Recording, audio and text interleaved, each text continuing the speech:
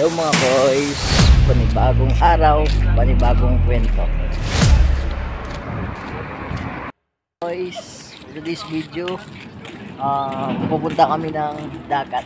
So, sama ko yung mga sama namin pumunta dito. Ngayon, it's already 7 ng umaga. Pilipinas 11. So, sa Pinas is 11.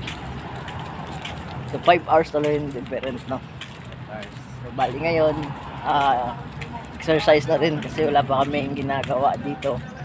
So tamang ano lang kami dito. Adventure muna sa Jubail kasi dito kami. So hanapin namin yung dagat. Let's go! Sama kayo! So yun mga boys, lakad lang kami. Yan ang mga kasama ko pag nalabas. Yung iba, hindi matama kasi kantok. So, kasi lang yung gustong lumabas, yun lang yung kasama. So, let's go. So, tignan nyo mga koiso. Maganda talaga dito. Maliwanag sa mata. So, dito, wala kang makikita ng mga kuryente. No? Wala kang makikita ng kuryente na kumakalat or alaylay. Kasi nga, yung kuryente nasa ilalim siya. So, ang ganda lang mga koiso. O share lang ko is walang share ko lang mga kois. Ang ganda ng mga flat nila or yung natawag dito na apartment siguro, pero meron ding mga hotel dito yung mga ganyan, no? Tapos may ano lang siya pangalan. So dito merong flat, so hindi mo na kailangan bang mag ano kasi yung contact number niya andyan na sa labas, laki yan, no? Mga naghahanap, no? So dyan mo na lang sila kukontakin. Hindi yun lang mga kois. So yun nga mga kois, ang kagandahan pa dito kasi pag naglalakad ka, tignan naman ang lawak-lawak ko.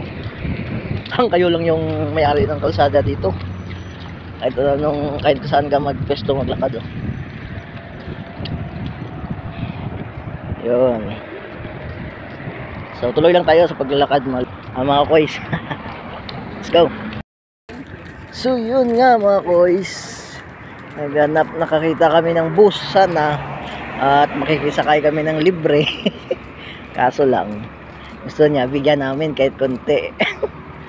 Siyempre gusto namin libre, hindi maglakad na lang kami, diba?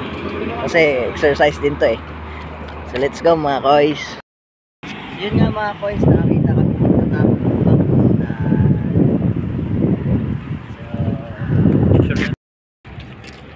so yun nga mga kois, malapit na kami. Nakita na namin yung kanilang fishing port. So lakad pa mga kois. Let's go. So yun nga mga kois, nakikita na namin yung dagat. Sa haba pa ng lakad namin, nakarating din. So let's go mga kois. Dito na kami sa tabing dagat. So let's go.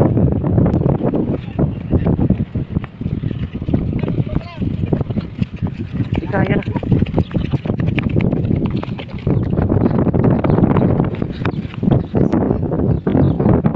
Okay na.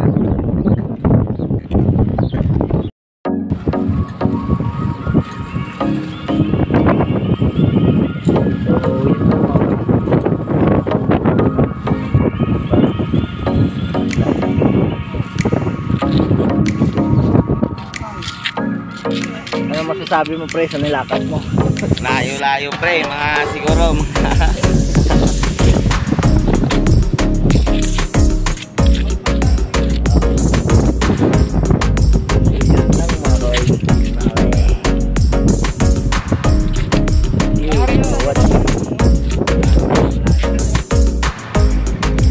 So wakas nakarating na kami sa aming pinuntahan mga boys.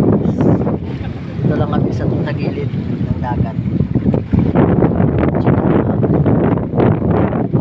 Yan, so yung mga kabayan natin, So habang wala pa kaming mga trabaho, pati muna dito, no? So Pero syempre ingat din. Kailangan dala-dala mo lagi yung passport mo. Kasi wala pa tayong ikama.